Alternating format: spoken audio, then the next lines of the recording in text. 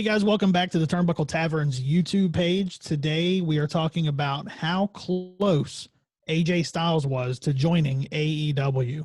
But before we get into that, make sure you guys click the link below in the description. That will take you to our podcast page, our social media pages, the podcast page where you can rate, subscribe, review the podcast, and make sure you guys subscribe to the page here and click the bell for notifications when we come at you with more videos. But with all that out of the way, let's get into it. How close was AJ to joining AEW? Supposedly it was pretty close. Yeah. We had heard several months ago that Luke Gallows and Carl Anderson were kind of penciled in to debut on the first episode of Dynamite back in October of last year. Right.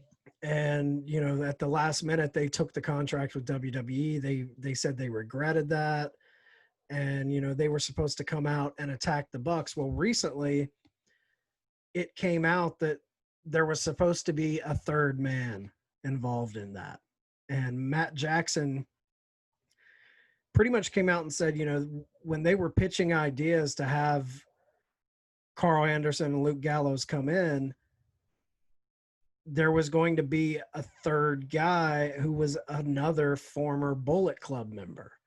Right. And, originally that first Dynamite wasn't even supposed to be in Washington, D.C. That first Dynamite was supposed to be in Madison Square Garden. Yeah. Which would have been massive. And so they had it booked that at the end of the Young Bucks match, Anderson, Gallows, and AJ Styles were supposed to jump the guardrail and come in and have the audience thinking, oh, we have a Bullet Club reunion. It was going to be, they were going to do the two suites, all of that. And then obviously they were going to turn. Yep. And that would have shaped months of TV booking. You would have had AJ and the Good Brothers going against the Bucks and probably Kenny. And so evidently he was close, and then he just like the Good Brothers, he ended up getting this deal from WWE when they were handing out those crazy deals to keep people from AEW.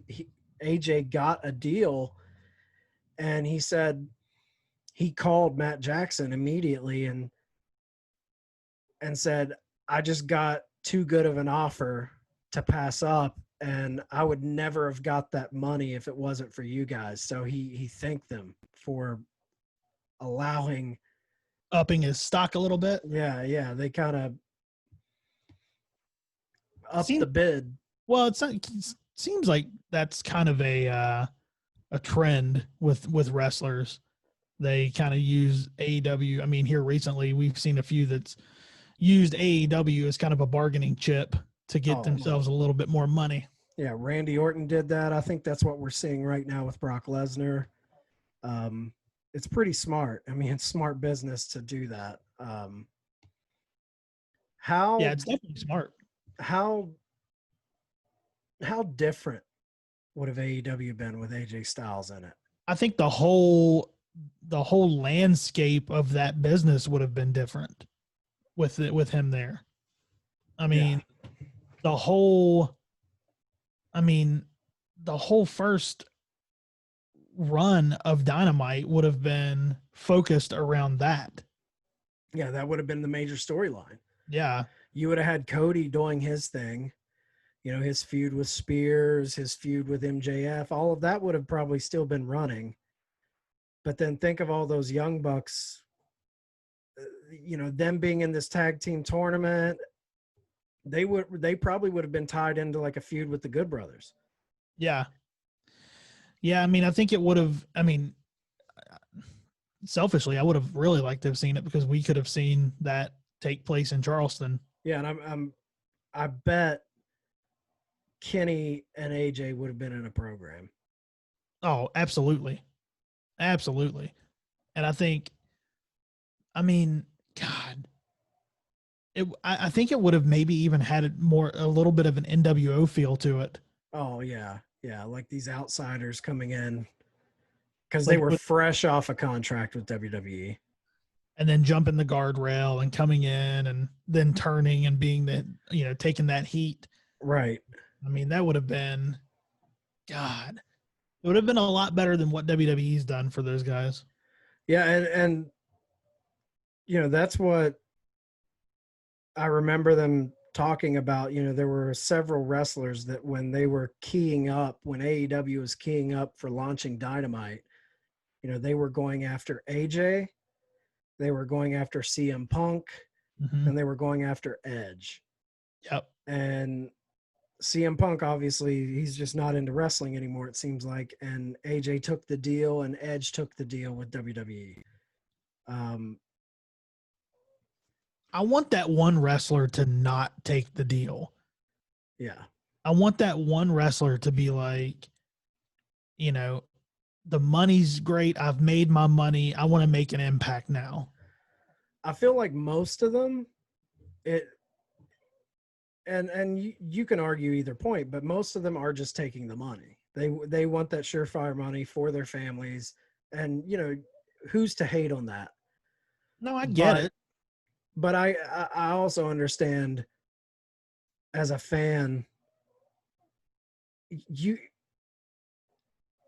can take a good chunk of money, but also build your legacy. And I think the one person who's shown that they've done that is Chris Jericho. Yep. He could have taken a way bigger paycheck probably. Yeah. But he didn't want to. He knew where he would be. He would be mid-card guy. Vince looked at him as he was over the hill. He wasn't using him in that main event, and Jericho knew that he could make a change and make an impact in wrestling and really make a difference. And he did. And he did, and he's continuing to do so. I mean, he's just as relevant, if not more relevant now than he has ever been. Right. And I really wish AJ, because AJ's talking about being in that prime, he's edging towards, he's kind of on that slope, almost that slope down. His best years are probably behind him, especially with the style that he wrestles. Yeah. And now he's locked into a long-term deal. I doubt we ever see him anywhere else other than WWE. Yeah, I mean, unfortunately with him, and I think people like Edge, I know Edge was considering it, but I think he'll always be WWE. Randy Orton will always be WWE. Cena, always WWE.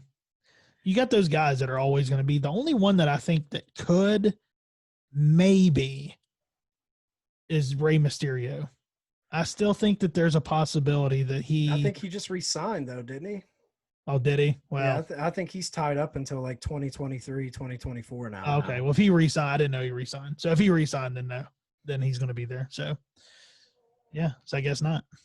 Yeah, so you always think of those guys who have made their name in WWE, but they're kind of not being pushed in that spot, and you're like, man, you have such a brand built behind you that if you went to another company, you could do so much. But I think the unknown and just the money that's thrown at them and the security of knowing that WWE isn't going anywhere, they're rock solid, the foundation there, they're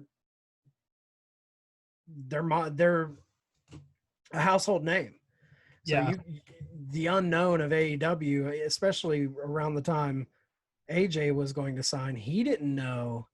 None of those guys knew. They thought, oh yeah, they might do something, but I don't think any of them knew that it would be a competitor and have the breadth of talent that they have like they do now. Yeah. Yeah, and I think some of them, well, I know the Good Brothers have said I think they regret not doing that deal. Oh, absolutely. Yeah. They and I think you can tell, man, I love Impact, but when you watch Impact, there's a big gap between Impact and WWE and AEW. Like just the look of the show, the production of the show, it's a step down. Yeah. and a lot of that is due to the pandemic, not having fans. You know, that's a big thing. But yeah, it would have been crazy to have AJ there. You know, one of those what would that have been like situations. To see AJ in a, I mean, it's funny. I can actually picture him holding the belt. Oh yeah, yeah, that would have been another belt to his stable of historic wins. All right, guys. Well, if you guys think of any other wrestlers that you would send to AEW, let us know. Who would you want to see? What big name would make an impact to you if you saw them show up in AEW? Leave a comment below. Make sure to click the subscribe button, and we'll be back at you with more videos later.